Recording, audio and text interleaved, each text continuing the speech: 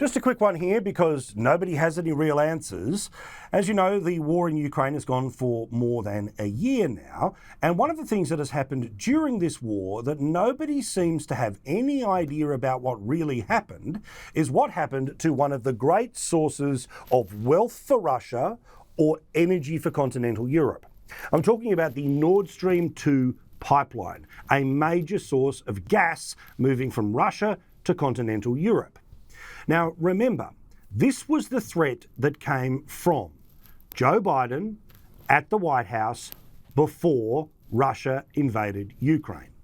If Russia invades, that means tanks or troops crossing the border of Ukraine again. Then there will be no longer a Nord Stream 2. We will bring an end to it.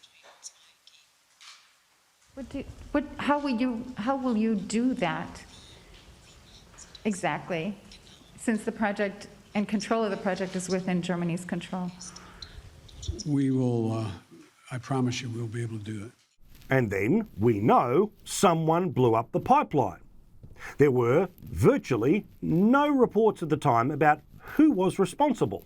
And then just a few weeks ago, we heard from an award-winning journalist who's now writing on Substack because apparently this is all too hot to handle, that the Americans were the ones responsible. If you've read the article, you know the chapter, the verse, the detail, right down to who was in the room making the decisions, where did the training take place, and how did they do it.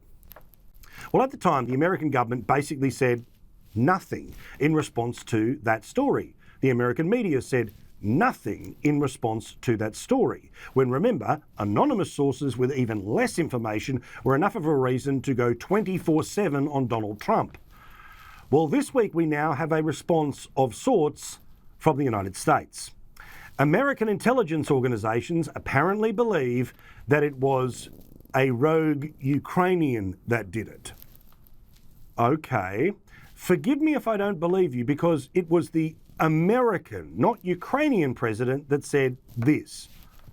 I promise you we'll be able to do it.